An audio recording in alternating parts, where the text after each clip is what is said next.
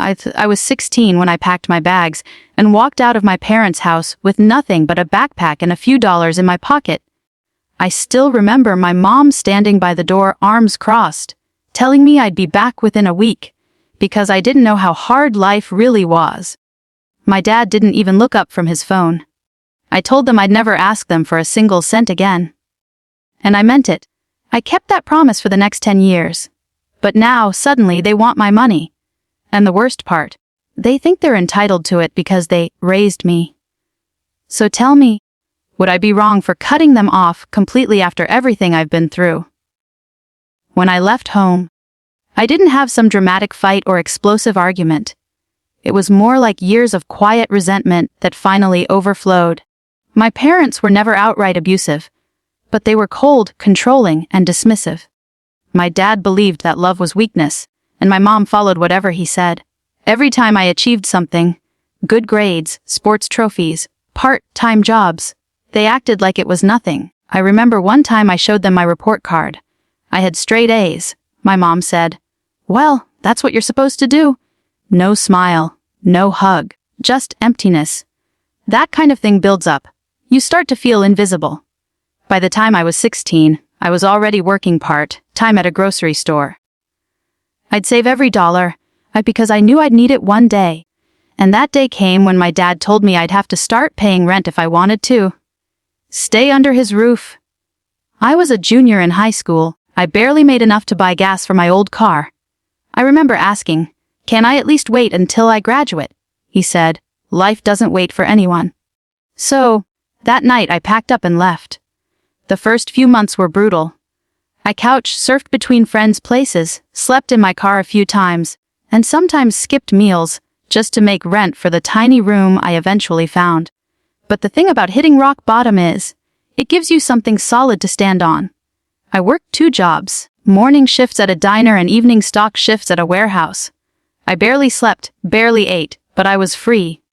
Every dollar I earned was mine. Every decision I made, right or wrong, was mine.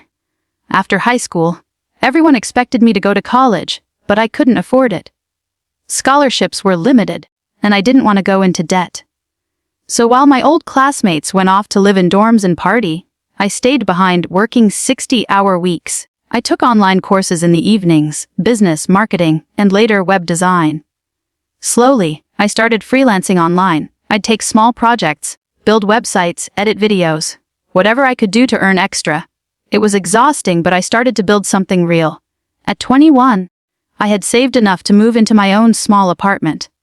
I remember standing in that empty space, staring at the bare walls, and feeling something I hadn't felt in years. Pride. I did this. No one helped me. I didn't owe anyone anything. I built my life from the ground up. By 25, I had built a small but stable online business. Nothing glamorous, but it paid the bills. I was living comfortably for the first time. That's when my parents suddenly reached out to me after years of silence. My mom called out of the blue, crying about how my dad's business was failing. They were losing money, and they might lose their house. I listened politely, waiting for the catch. And of course, it came. "We know you're doing well now," she said, "so maybe you can help us out. We took care of you all those years. Now it's time you return the favor." I swear I laughed out loud. Return the favor? These were the same people who kicked me out at 16. The same people who never once checked if I was okay when I was sleeping in my car. I told her that, but she started guilt-tripping me. "You're still our son," she said. "Family takes care of family." I didn't answer right away. Instead, I asked her where this sudden concern came from. She admitted they had been following my life through Facebook. I had posted a few pictures. New apartment. My car, a small vacation I took last summer. She said, "You seem so successful now. You could easily help us out." That hit me hard. Not because I couldn't help, but because they only showed up when I had something to give. I told her I'd think about it, just to end the conversation. But that night, I couldn't sleep. I kept replaying my teenage years in my head. The nights I cried because I felt unwanted. The days I went hungry because I couldn't afford food. The times I almost gave up. And now, suddenly, they wanted to benefit from all that struggle. So that's the situation I was in. and I had to make a choice. Before I tell you what happened next, I want you to pause and comment below. What would you have done in my shoes? Would you help your parents if they treated you the same way? Would you forgive, or would you finally draw the line? When I finally decided to respond, I didn't go for anger. I wrote a calm, detailed message explaining everything they did that pushed me away. I reminded them that I didn't leave because I was rebellious or lazy. I left because they made me feel unwanted. I told them that every dollar I had came from years of struggle, and that I didn't owe them anything. I ended the message with, "If you had ever supported me emotionally or financially, I'd have no problem helping you now. But since you chose to abandon me, I'm choosing the same." I sent it and turned off my phone for the night. When I woke up, I had over 20 missed calls and dozens of texts. Some were from my parents, but most were from my relatives, uncles, aunts, cousins, all telling me I was ungrateful, that family comes first, and that I should be ashamed. Apparently, my parents told everyone I was rich and refusing to help them out of pride. They twisted the whole story to make me look like the villain. For a few days, I doubted myself. I wondered if I was really being too harsh. Maybe I should have just given them a small loan, just to avoid all the drama. But then I got a message from my younger cousin, someone I've always been close to. He said, "Don't fall for it. They've done this before.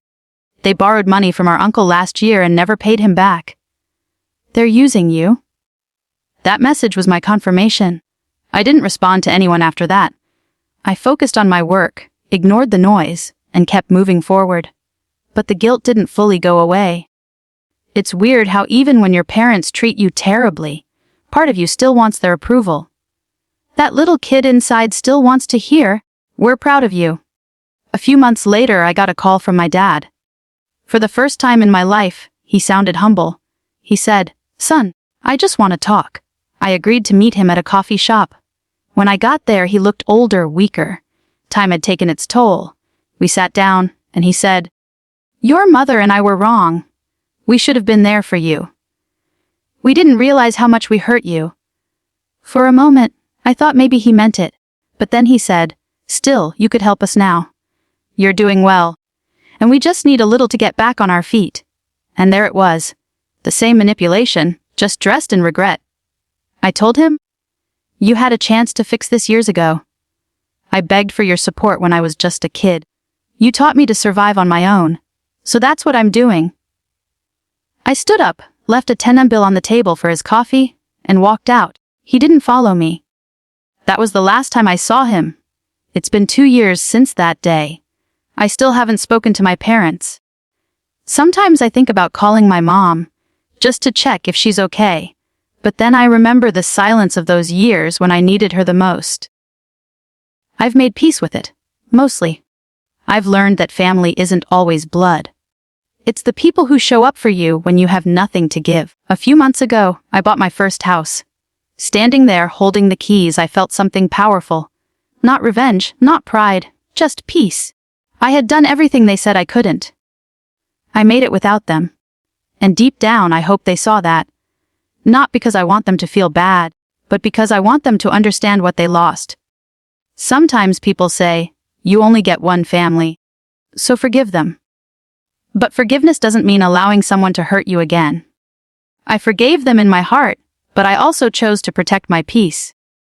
And that's something I wish more people understood. You can love someone and still decide they don't deserve access to you.